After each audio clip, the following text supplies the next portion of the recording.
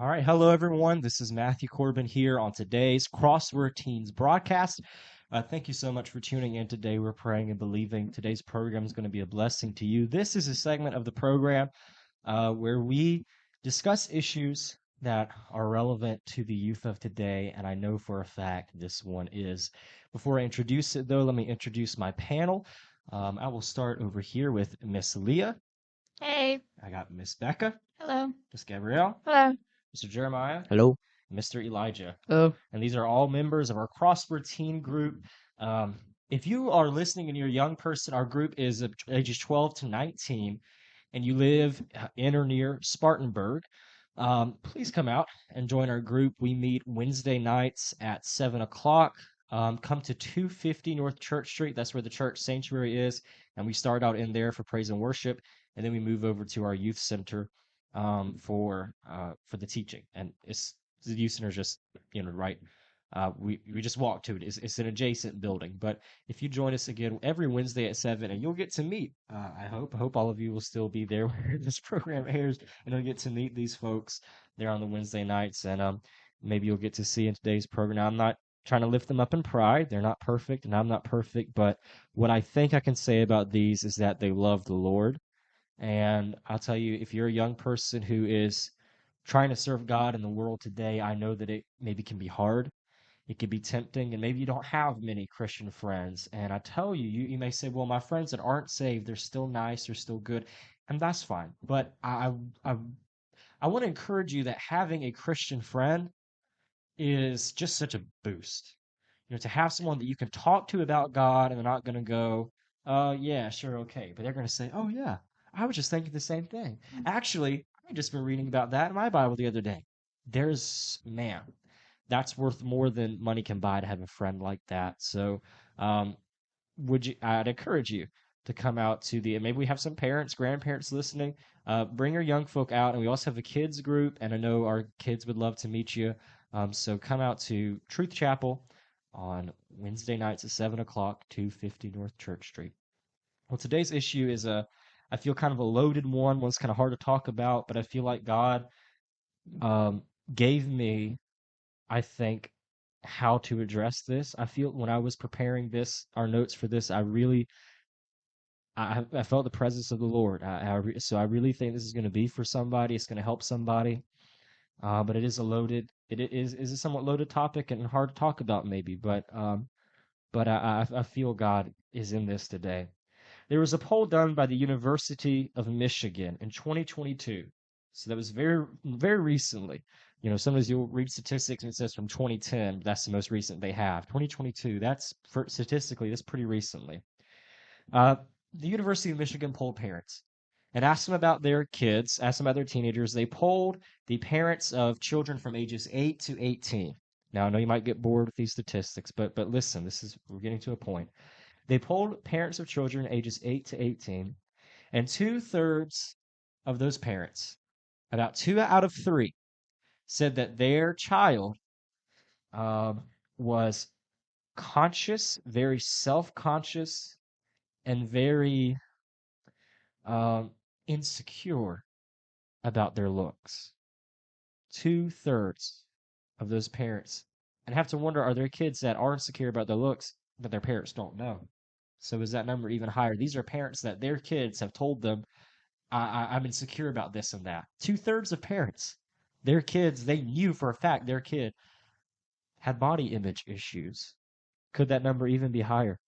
1/5 of parents said that their teens would avoid things like photos, that it was hard to get their teen. Now, 1 out of 5, think about it, 1 out of 5 of these parents said that their teenager didn't like to get photos taken of them, would try to hide their face in pictures because of their self consciousness. The insecurities that the parents listed, the things that they knew their children were insecure about, included acne and skin, height, hair, teeth, weight, and facial features. There was another study done by the National Institute of Mental Health, and I didn't understand the methodology of this one as well, so I hope that I'm relaying the information accurately. But if I was reading it correctly, and this is even more serious, they found 2.7% of 13 to 18-year-olds struggling with eating disorders. Now, that sounds like a totally different issue, but a lot of times these eating disorders start with body image issues. They were specifically checking for instances reported, and not just polls, but reported medical instances of dealing with binge eating, with bulimia, with anorexia, and especially I think with bulimia and anorexia can come from people who don't want to get fat and they're nervous about that. And so they basically starve themselves in anorexia or they eat and then they make themselves throw it all up with bulimia. And again, it can go back to those body image issues. I think there's a connection between the I'm insecure about my looks can lead to these eating disorders. Now, 2.7 isn't a lot, but that's higher than it should be. That's higher than it should be. 2.7% of ages 13 to 18 struggling with eating disorders. And I want to point this out. It was actually, if you break it down by gender, it was 3.8% of females and 1.5% of males.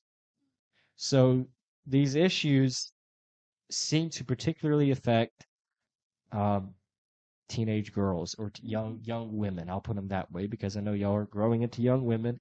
Um, and so I don't know if any of the ladies on our panel today would want to address that or not, but these are issues today. And I want to tell you this off the bat. These are chains that the devil has brought into your life. Insecurities, body image issues. Listen, when something is affecting your mind so much that you don't want mama to take a picture of you, that's not just a personality quirk. That's not just a preference. Well, I just don't like my face to be seen. That is a chain. I'm not blaming you for it. That's a chain that the devil has put on your life. Please understand, I'm not attacking the one today who's struggling. I'm not here to attack you. We're here today to help you as best as we can. But I just want to be clear, this is not the way that God intended for you to live. Starving yourself. Now, there are people that eat too much. That was another of the disorders listed was binge eating, where you just eat and eat and eat and eat and eat and not throw it up. You just eat and eat and eat and eat. That's a problem, yes. But eating less is one thing. Starving yourself, just totally not eating anything, that's not healthy. That's not good for you, and that's not what God intends for you. God has better for you. So if there's anyone who would hear this program today, either on radio or maybe even watching on YouTube, and you've struggled with you have insecurities, maybe about some of these things listed, acne,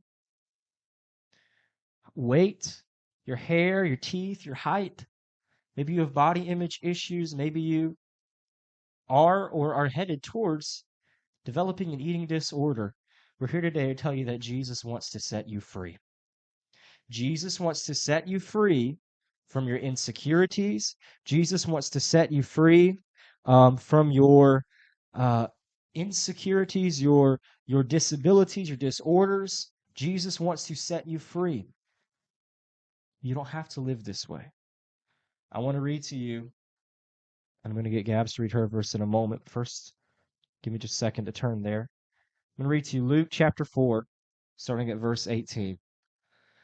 Jesus said, "The Spirit of the Lord is upon me, because he has anointed me to preach the gospel to the poor. He has sent me to heal the brokenhearted, to preach deliverance to the captives, and recovering of sight to the blind, set at liberty them who are bruised, to preach the acceptable year of the Lord." It is Jesus's mission. I would say job, but we seem to think of a job as a 9 to 5 thing. Jesus is 24/7 with this. Oh, hallelujah. Mm. Jesus don't work 40 hours a week. He works all the hours of the week. Because this is just a job. This is who he is. He said he would preach deliverance to the captives. Listen, your insecurities can hold you captive. When it's causing you to starve yourself, when it's causing you to hate, when it's causing you, I've heard a story one time. This man, you might would have heard of him. He's a relatively well-known YouTuber and streamer. Um, I think his channel's name is Corpse Husband, and I heard a story about him one time that he removed all the mirrors in his house because he hated seeing himself. Removed all, and he's a YouTuber that doesn't show his face. He's just known for his voice. He doesn't record himself.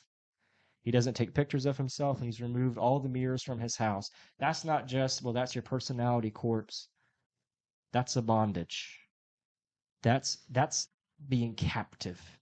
When you can't even stand to see yourself in a mirror, that's not good.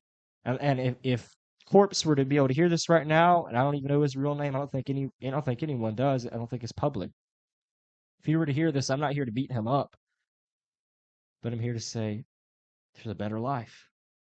Jesus wants to set you free. That is a bondage, and Jesus wants to set you free from it. Listen, your insecurities, it's not just, well, that's just my little thing. It's a bondage, especially when you're getting to the point of not wanting to look in mirrors. Now, guys, there can be another issue. If you want to look in a mirror and just keep looking and keep looking, that might be a problem with loving yourself a bit too much. That might be a problem with being arrogant. So we must understand there are extremes on both ends. There's the extreme of thinking, I'm the best looking person in the church today. That's an issue. But I feel like there's also the wrong extreme of I don't ever want to look at myself. I hate my own looks. And that can be a bondage. And today we want to tell you, I'm just going to tell you right off the bat, Jesus can set you free. What do I have to do to get free? Just ask the Lord. You don't have to work your way to your freedom. You don't have to prove it to him. Just ask him to set you free, and he will begin to change you. Those insecurities, like chains, will begin to fall off. Hallelujah. They'll begin to just melt away. Your insecurities will melt away. You'll become more comfortable in your own skin if you just ask Jesus to do that for you. If you just ask Jesus to do it for you. Amen. To start off this program today, I just want to share some of the things because I am, at the time of this recording, 20 years old. So I was a teenager not that long ago, and I know what it's like to feel insecure about things as a teenager. And if any of our teens here would like to share anything, y'all are welcome to, but of course I won't require you to. Especially if it's something that you're still dealing with, I understand. If that's not something you want to share, if you're not comfortable sharing, I understand. I'm not here to pressure you today. Um, but I remember dealing, thinking in tween years and teenager years. So I've got a lot of what I call moles on my face. They're not like big bumps. So some people have called them freckles before, but I don't consider them freckles because to me freckles are a little bit lighter and closer together. So I call these moles. And I remember I don't really remember what age, but I remember just going through a period where I couldn't stand the fact I had moles. And I remember I would look in the mirror. Now this is going to sound both too arrogant and yet also too insecure. I don't know how a man should do both. But please remember, guys, this was years ago. So God's changed me since then. But there was a time I look in the mirror and I think, I look pretty good, except for all these darn moles. I would think to myself, if I just didn't have these moles. And I hate even saying that because, that's not just something that I developed. In fact, some of my siblings sitting next to me right now, y'all have moles too. I'm not trying to make y'all insecure about that. It's a genetic thing, I guess, in our family that we got, I think, primarily from our mother. So I kind of hate even, it kind of makes me ashamed to say that I was insecure about it because it's like, well, your mom has that too. But I was kind of, if I just didn't have those moles, but I tell you, God's changed me. I don't care as much anymore. I've become comfortable with my moles. I'm not going to say that they're the handsomest thing in the world, but God's made me comfortable with it. I remember dealing with, um, I remember I went through a time where oh man, I hate saying this is another trait that I got from my mother. Mommy, if you're listening, I'm sorry.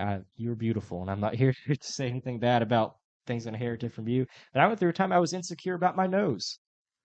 I, I'm just being honest with you guys. I'm sharing what I went through. A time where I was thinking, man, my nose just doesn't really look very good. I don't know. I just don't really like that kind of nose. And I remember thinking that for a period of time.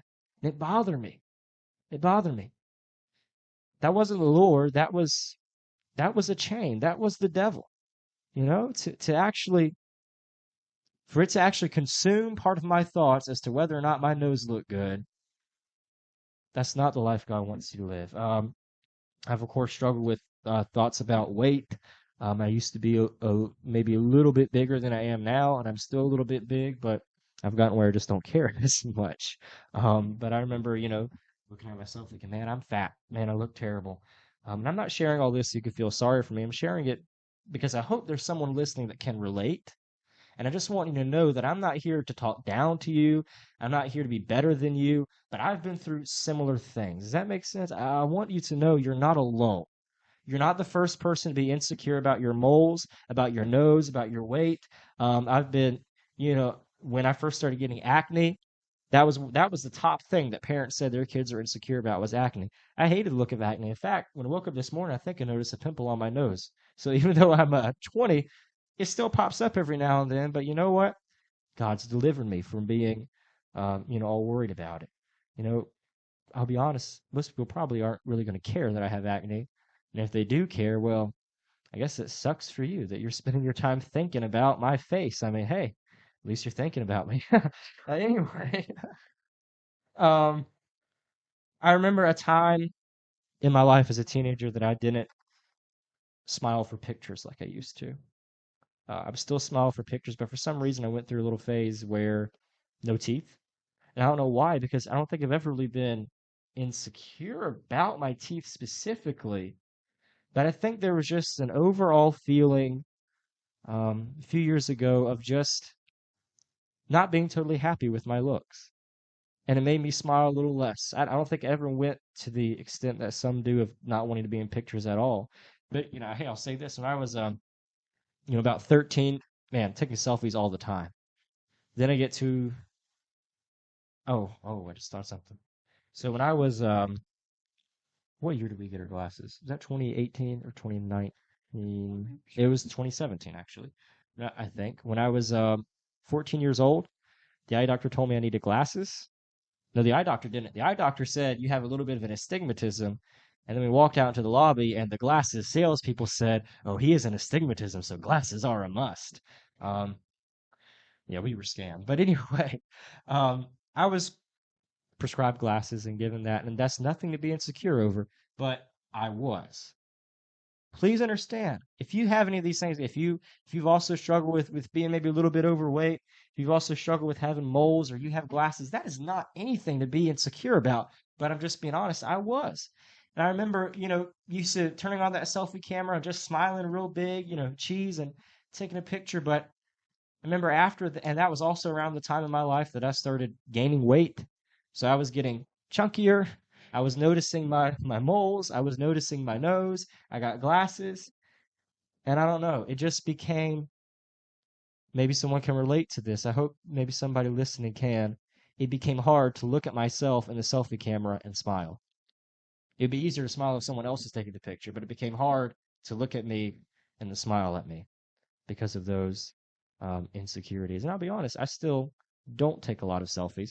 The main reason right now, though, is because I went to the beach with my phone, and my screen protector got a whole bunch of dirt in between the protector and the camera. I'm not going to take the protector off, though, because as soon as I do, I'm going to break this screen. So that is why we're recording this before Christmas, and I have requested a new screen protector for Christmas, and I pray I get it. I can start taking more pictures. Anyway, those are some things that I've struggled with and dealt with, and I pray that that can maybe connect to someone else. Anyone else have anything they want to share? And I'm not going to try to pressure anyone, of course, but is there anything maybe that God has, and under all these things I just said, I'm not telling you what I'm still struggling with. God set me free, and I want to tell you today that God can set you free from your insecurities too.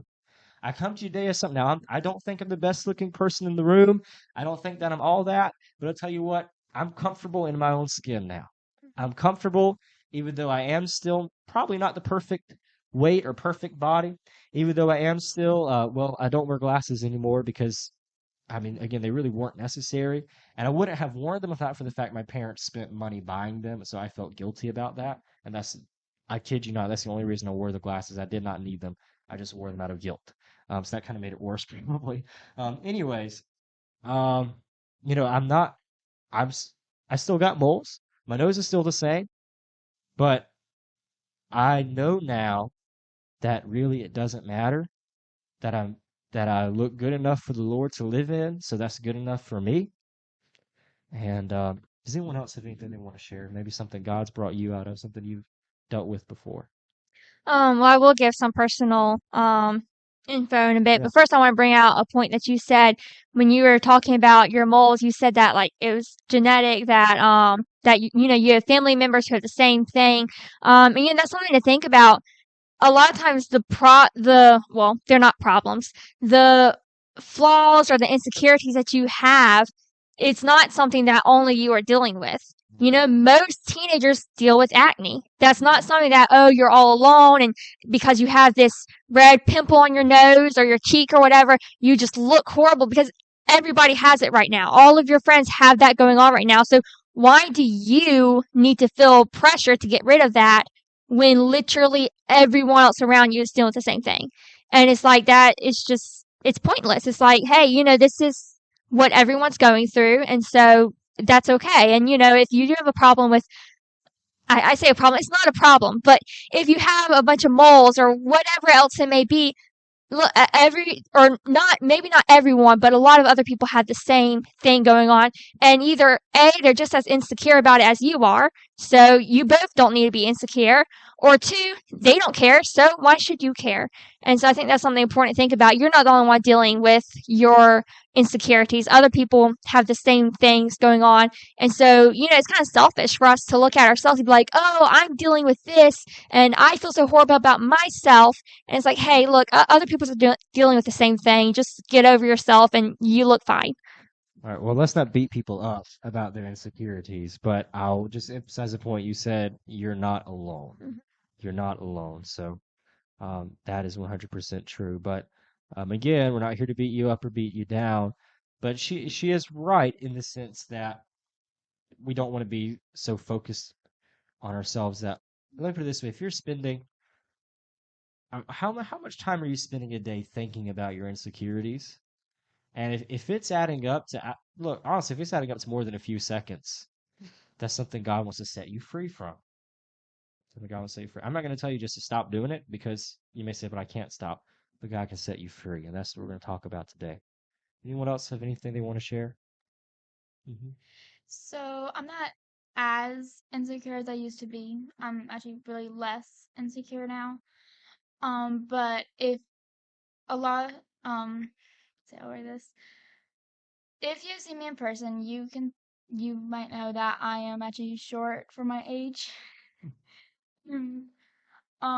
And guess it was about like a little few years ago, I was actually really insecure about that, because I was actually like, a lot of people were like taller than me in my school and all. So I guess that, but I just, I guess now I'm not really bit like, I don't really mind it as much. Right. So, Yeah. Thank you for sharing that. Anyone else? Well, let me say with height, like, Yeah. for when I first got to the age where I was like, okay, I'm probably through growing, I was a little bit like, hey, I'm short. But part of my reason for thinking that was because I have three brothers who are all probably, because that's the way that it works between male and female, many times men are taller. So having three brothers, it's like, oh, they're all going to end up taller than me. But hey, that's normal. And I've come to realize I'm really taller than a lot of women. And it's like, now I'm shorter than a lot of women too. But, it's like, I should be happy with where I am, because, I'm not at the worst of it. And so, it's like, always realize that somebody else is dealing with what you're dealing with. And so you don't need to feel like you're all alone. Let me just yeah, don't be alone. There's something I was going to say to what you said. Oh, I like the point you brought out. Be happy with, Mm. the. I know this sounds so awkward to say. Be happy with the body God's given you. And I know that that may make you kind of cringe on the inside. Oh, I can't believe you said that. But no, be happy with the body God's given you. Even if it doesn't look like someone else's, if it's shorter than average, taller than average, God made you the way. Now, I hate bringing up Mr. Rogers on a Christian program because I don't believe Mr. Rogers, maybe we say more like psychological than spiritual, but it makes me think of the song that I we might be familiar with from his show where he would say, everybody's fancy, everybody's fine. Your body's fancy, and so is mine. Which I've never referred to a body as fancy before, but I think what he meant is that we're all different shapes and sizes, heights, but God made us the way we're supposed to be, and your body is the way God intended it to be, and so is mine, if that makes sense. We might bring up that point again later. Anyone else have anything they want to share right now? It can just be adding on to something I said, or if there is a story or testimony, we'd love that too. Elijah, do you have something? Well, I just want to point out, though, all of this, and we'll talk about self-image and stuff. All this is important to know, and of course, as Matthew was talking about with the statistics of people starving themselves and stuff to lose weight, it's important to note that even we should never be to the point to where we're starving ourselves, because that's really just doing damage to your system. You can't operate without food. Your body might be eating off whatever skin you have left since you've been starving yourself for however long, but you're really not getting the nutrition you need. But we need to understand that sometimes, I hope this don't come about the wrong way, but if the doctor's telling you need maybe you need to start eating more, you're underweight, maybe you need to start eating less, maybe we need to understand that there's certain things that we should do to care for our bodies, not this thing of thinking, well, was it fearfully or wonderfully made? Yeah. Is that Yeah. I've heard a lot, to where you just think, well, it don't matter what I do, I can just do whatever I want. And I'll be fine. Like, if, some people are depressed where they cut themselves, that's unbiblical anyway, but you still need to be concerned about how, we're not concerned, that's exactly what we're talking about against, but you need to understand that, you don't purposely do things to ruin yourself. But, I hope I'm explaining this well, but basically, yeah, I agree with y'all. Don't be sitting around thinking the whole time how bad you look, And personally, I for like a week, I guess you could say, I was probably thinking, I'm short, but that's because all my life I've been about the same height as my brother, Jeremiah, sitting next to me, and then he got taller than me. Yeah. Like a He good came to 3 inches first. taller than me. And he's older than So you, just yeah. to be clear for the record. It's not because you're short, it's because he just hit the growth spurts first. Yeah, and so it's like, but honestly, I'm not too upset about it, but there's nothing bad about being, like, I thought about that recently.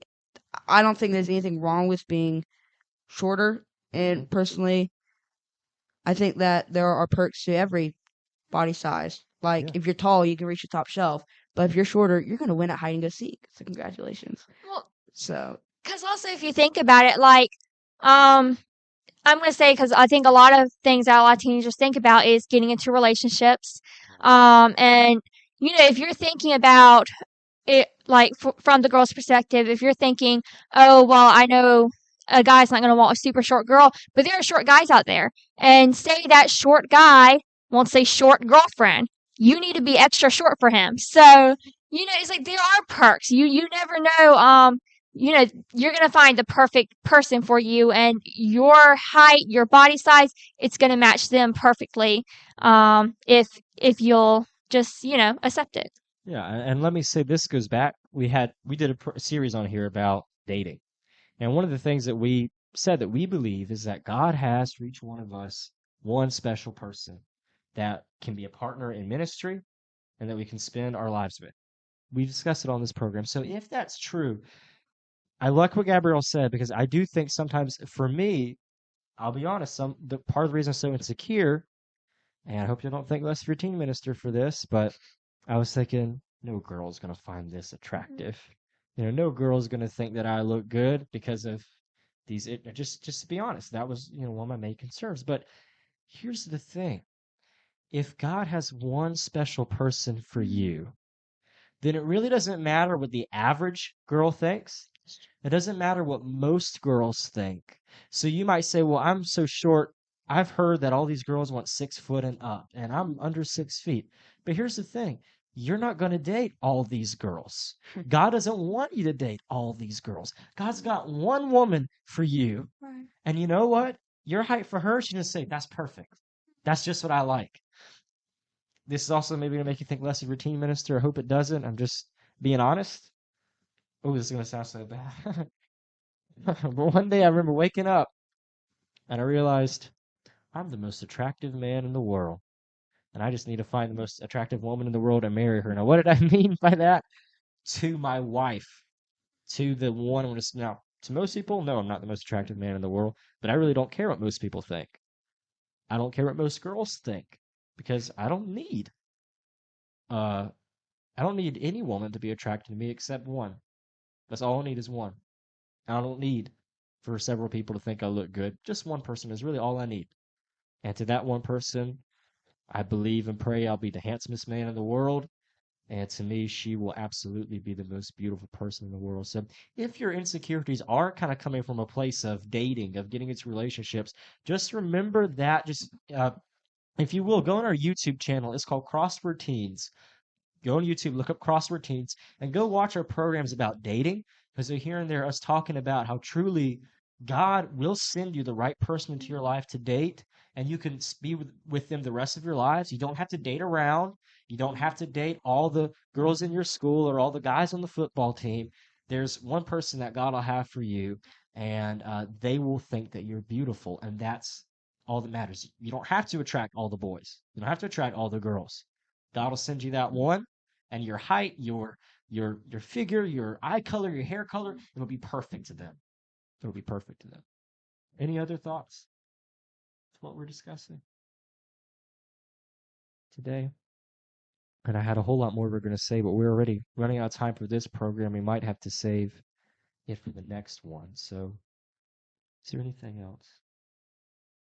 All right, we're going to continue this discussion next week. We've barely started it. In fact, now I'm scared because we only have time to record one more program today, but I think we're going to maybe need 2 more programs to finish this. So we'll see what the Lord has in store. But next week, we will continue this conversation. We're going to try to give you some answers on how the Lord will help you to overcome your insecurities. Again, God does not want you to live with them. I don't want you to live with them. You can be set free today, and that's what we're here to tell you. Some of us have shared how we've been through similar things. I appreciate Becca sharing an insecurity that she's dealt with, and I shared insecurities I've dealt with. Elijah shared some things that he's dealt with. And I think all 3 of us can say it'll get better. But I don't just want to say it'll get better with time, but I believe even right now, today, God can, as it said that Jesus said, the Spirit is upon me, He has anointed me to preach deliverance to the captives. Even today, God can start to change you and help you. So I pray this program has been a blessing. If you continue to listen to this worship music, unless is there anyone else has something they want to share before we close out, and then we'll record part 2. All right, then we're going to be back, and we'll be back next week the same time to continue this discussion. Let's worship the Lord together with this song.